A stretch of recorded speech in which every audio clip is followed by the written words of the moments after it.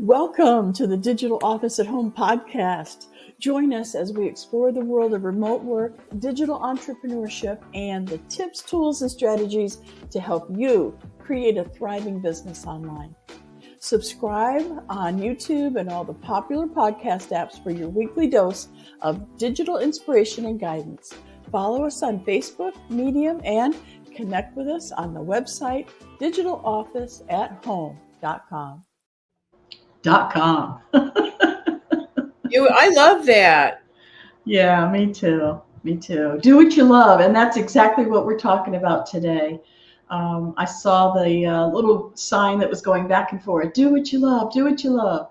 And I don't think I could do anything else. Honestly, I'm not happy unless I'm doing what I love. So let's talk about how you, the people that are watching us, either on YouTube or listening to us on your favorite podcast app. Let's talk about how you decide what you're going to do. So let's say there's different scenarios. You're either working a job and you want to retire and do something that you really like, or you're doing something you really like, but it's not enough money and you want to do more, or you're sitting around and you're bored and you want to do something. How do you decide what you're going to do? Good morning, Gail. Hi, Miss Marian. I'm writing that down. Those little, those points. Would you give us 3 just now? So yeah, I was writing those down feverishly. So okay. Yes, I wasn't like because I was concentrating. So I love that because there are different reasons. Everybody has a different journey, right? And so let me see. My situation was probably different than yours, although we're both like in their retirement stage. But we're the retirement age. I'm not that stage, but that's my age. Yes. Oh, age, stage. I guess there's 2 different. Yeah. Always thinking. So I guess I knew I was someday going to retire. I didn't know when. I mean, I did retire late only because of COVID. I would still be working out in the world because I enjoyed what I did because I was marketing and I was just being me anyway. So everything I always did, if I didn't like it, I didn't do it. And I would leave if I didn't have a job or did have a job. I didn't care. If I didn't like it, I wasn't going to do it. And that was my mantra for my whole life. And everybody thought that I was flaky, my family, especially, your loved ones. They're the best. They have, they sometimes make you feel like, not, well, I never really took their opinion seriously because I knew who I was and what I was. And I was very valuable in the workplace. And so it never really bothered me, but they just didn't know, right? I made money than I'm one of 5 and I've made more money than they've ever made. So I didn't really care what they thought. But I always knew I was going to retire someday. I didn't know what age or anything. And I prepared for it in my brain. Like when I retire, I'm going to share this. I'm going to show this. I'm going to do this. And I knew that I was going to give back the knowledge that I had learned. So it was easy for me to get into what we are doing because it's about value. It's adding value and it's also your passion, because why would you do it if you don't have some kind of passion? People in the factory, they're like, my husband was a caged bird for 16 years before he retired. And I was like, just retire, leave. He left early at 62 because I thought his sanity was more important to me than waiting for the golden watch that would never come anyway, or the pension are all gone now. So just leave. How you can get a job doing anything, so, that was my story. How about you? Well, I never really got into corporate much. I did go to work for major corporations. One was an environmental company. I almost said the name, and I don't really want to do that because I don't want anybody to go look them up. But right. It was an environmental sniffing company, meaning they would go out to these major oil companies and they would look for leaks. Wow. Yeah, and so I worked in the marketing department, of course. Well, always marketing. I love being able to find ways to share the word, Now that one wasn't that great of a word. Right. I'll tell you, one of the craziest stories about that company was, even though I was in the air-conditioned office, they Yeah. wanted me to know what it was like for those people that they hired to go out and do that work. Now, think about this. Houston, Texas, Oh, very hot and yeah. humid in the summer. And if you're going out to an oil company Oh, refinery in the middle of July or August with a complete suit on, wow. clothes, it gets very hot. And so they sent me out there in August. Wow. Oh, I told them, I said, look, they wanted me to go out for the second day. I said, I'm going to have to, resign from this position if you're going to send me out there again. I don't know how they do that. So anyway, I immediately, even though they didn't send me back out, they said, it's okay, at least you got a taste of it. I spent the whole rest of the time that I worked at that company trying to find things that I could do that I was really interested in. oh. So Yeah, that was the catalyst. You mean that was the aha moment? not really. Oh, I'm just honestly, every job I've ever had, I didn't agree with the way they handled themselves, or the. I just didn't agree with anything that I was doing. It didn't feel good. I yeah. was nervous. I was upset. Things didn't go the way I thought they should go. And so I am a very bad employee, honestly. You're an unemployable. Yeah. And I was always looking for something I could do to make money. Mhm. So I tried everything. I should have a list somewhere of all the things that I've Right. tried. But the one that really got me was that mm, I kept going toward helping people. So no matter what it was I was doing, if I was helping people, I felt good about it. So my husband was in the Air Force, and we would have to travel around, and we didn't buy a house, and we didn't try anything right away. So we stayed in other people's homes, like rented rooms and things like that. We didn't have Airbnbs back then, but if we would have, that's what we would have done. And I just remember thinking to myself, there's got to be a better way of finding a decent place. So when we got out and I was divorced and I'm trying my own thing, I started, because I thought about that. I thought, you know, there are people out there who would really like to have a place that they could rent that wasn't unsafe or the wrong place. So I started a roommate referral service to help people. Gosh, what an idea. And here's where I could be a billionaire now if I would have listened to my gut. Everyone who wanted a roommate, either side, if they had a place and they wanted a roommate, or the people that were looking for a room for rent, they were all single. You're setting up a little dating service there. Exactly. I That's could my have been that's my Match.com. name. Better Beginnings was mine. That was mine. Better Beginnings. My dating service. I mean, it wasn't mine, but I worked there for 6 years. Oh, see? Yeah. Everybody's single. Well, they should be single. Maybe they're Well, not yeah, all that was a single. prerequisite. Yeah, yeah. Yeah, yeah. So anyway, my point in telling you these stories is, if you think about what you're really passionate about, what really makes you feel good, Mhm. then you could start down that path of trying to find something that you could do.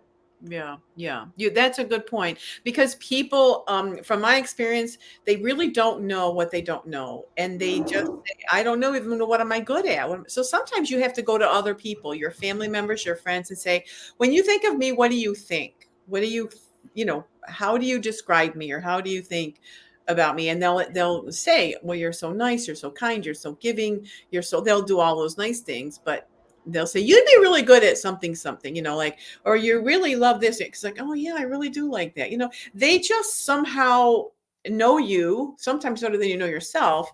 And sometimes you don't trust yourself. It's like, oh my gosh, I could never do that. Oh wow, that would be fun, but wow, I don't know, that's a big jump, whatever. So I think you should just kind of sometimes ask other people and get their opinion, maybe 3 or 4 people that are closest to you. And also remember when you were a child. It says sometimes in scriptures, like when you were a child, you knew what you wanted to be. There was something about you when you went to little school. They're saying, what do you want to be when you grow? I want to be a fireman. I want to be a policeman. I want to be a nurse. I want to be a doctor. All those kinds of things. Teacher. And they ultimately don't end up doing that, but they somehow, somewhere, a lot of people do say, I always wanted to do this. And they're looking off into the sky like, I always wanted to do that. I had two things that came up when I was young, what I wanted to do when I got older. And it had nothing to do with money. Really, think about this now. I wanted to be a photographer, which there's plenty of photographers who make plenty of money, right? Yeah, you just have to do it right. And then the other one was a driver. So I thought I could be a chauffeur. Oh my gosh. So I ended up being a truck driver. I ended up being an Uber driver for a while. I just really love Is that driving. because you love traveling? You like being in the car? Or? Just driving. I love driving. That's so crazy. Like so many people want to be off the road because there's crazy people out there. Oh, well, now I was young back then. Before we had crazy people out there. My father had me driving the motorhome when I was 16. Oh, wow. Cool. He sat me on his lap, and I don't know. It was just a thing. I really liked driving. So that was, yeah. Now, so what could I have done? I could have owned like a chauffeur. Right. I could have owned the company. Yes. I don't know. There are all kinds of things I could have done. We don't think that big. We don't think big. When my husband was a child, his parents were called saying, you have to come in. We need a meeting. So he was little, like 7 or something like that. And his parents came into the school and they said, there's something wrong with your song. We have to talk to you, right? So, it was terrible. They were scared. And they said, we went around the class. Everybody wants to be this. As your son said he wanted to be a garbage man. Oh. And so they thought that was an issue. But my husband, he, like you're saying, he could have, it could have been, okay. He first of all, he loved being outside. He was an outdoor guy. He loved trucks. He was a kid, like a boy. He loved trucks. Yeah. And he loved nature, right? And he loved he loved anything that had a motor. And he could use his muscles. He thought I could pick up the cans. I could, I'm active. I can use my body. He thought of all that. And he said, I want to do that. We could have been rich with waste management. We could have had a big garbage company, but they squelched it. But he really wanted to be a garbage man. Even when he was older, he just never did it because— Look at Got Junk. That is a huge corporation. Right. I saw that on one of those shows, a success story. So it's so terrible when your family members or your friends, or they put you down, the school system, sometimes, they're not that good for you, sometimes. And you cannot do that. You've got to follow your heart. Follow what you said at the beginning, your passion. Follow what you first, as a child, what you felt you wanted to do. And you don't have to stay there. You could be the owner and help all these people and their families have a secure position. Garbage is still coming in our life. It's still going to be a big deal. Driving is still out there. Until we start getting flying cars, whatever, but you're still going to be transportation. I think the human nature is, when you ask yourself, what would I love? The first thing you think about, but that would be a lot of work, or I wouldn't really want to collect garbage. Right. So what you have to do is go a step ahead of that. Right. Start asking your family and your friends, probably not your family, just your good friends. Good point. Yeah. And, once you figure out what you would love, how can you make money doing that? Right. Gail, I know that you are a coach. Could you help somebody if they came to you and wanted to hire you as a coach, figure out if they could figure out what they want to do? Yeah. Could you help them figure out some way to make money doing that? Yes, I've done it all my life. So yes. See, there you go. I'm still doing it. I can't wait to go and talk to a classroom, or, I've got tomorrow morning. I have a little meeting with a couple of friends of mine, and I already bought a little gift. It's a little I don't have one on the tree of life where, it starts an acorn. The acorn doesn't even know. When you look in your hand and you see an acorn, if you're a visionary, automatically you see in your mind a big, huge tree, 100-year-old oak tree, instead of, some people might say, I see, an acorn. And other people say, I see a tree. And other people might say, I see a forest. So, you have to help people with their vision, because a lot of people don't have the ability at that moment to see beyond their current circumstance. Yeah, I agree with that. You of all people, if I wanted to figure out some other way to make money, you'd be the person I would call for sure. So I've got some information about how you can visit Gail. You can go to her website, gailkendig.com. And I know you have a free book that they can download if they go to your website. Yeah, Kindle is free. It's a fun book. It's a short read. I'm writing another one now, but all the stories are true. I have little stories in there that are really great, and people laugh. I mean, I read it over like last year, and I laughed myself. I'm like, this is, just seeing some of my crazy stories, to see them over again. Life happens, but it's so great, and I really love it. I love being able to help people like you. I just love being able to help people. Yeah, it's a big push for me. I don't know why I would be on this earth if I didn't help people. So Well, that is the key, though. That is the key for all of us. And that's why people struggle, because we're in a self world. Facebook is about self. Everything's about self. How do I look, and how, I don't, it's just really difficult right now, because it's all the messaging on the commercials, right? It's all about, how about Burger King? Have it your way. Everything's about, it's about you, and we're drawn to that as a society, like it's me. So if you can get out of that, and think about other people, you're going to be much richer for it. well, once you know what you're going to do, then you need a website. You need Yeah. the marketing Business part. plan. Yeah, the Yeah, business plan. and Yeah. that's what I help people with now. So could I have done something different, to help people? Of course, but for some reason, I got pulled into the technology industry, and I got really bored when it came to like the servers and the computers and the hardware. But boy, you turned me onto the software, and I'm like, I'm a kid in a candy store. Yeah. I've always loved the graphics design, and I've always loved the ability to create this website that would help people download their ebooks or sell a course or whatever it is they're doing, just send them to a book that they have on Amazon. So Yeah. I do also have a really cool graphic that I'd like to show. Oh, that's good. Let's see it. Yeah. I just absolutely love this kind of stuff.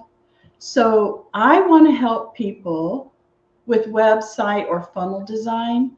So if you go to digitalofficeathome.com, you can check out some of the things that I can do to help people, because it's not enough to just know what you want. You have to be able to show that to people. You have to be able to talk to people. So that's where both Gail and I can really help somebody start a new business. But let's say you don't even have a clue on what it is that you want to do or that you can do. I think what Gail, she really hit on it this morning. Start asking people, what do you think I would be good at? If I had to start a brand new career, what do you think I should do? Because as soon as they say something, you're going to go, no, I don't want to do that. Now, I mean, Yeah, right. right? Yeah, but it's communication. You got to communicate, Well, what I'm saying is, Right. by doing that, you know what you don't want. Right. And then you can figure out what you do want from there. Right. Eliminate what you don't want really easily. And then you kind of narrow things down. During my lifetime, I've had opportunities where people have asked me to do stuff. And these are big jobs, opening a school, began, getting an IT career where I was interviewing and hiring. I was a headhunter for tech in the tech world, where I didn't know a software from a hardware. The resume was like Chinese to me.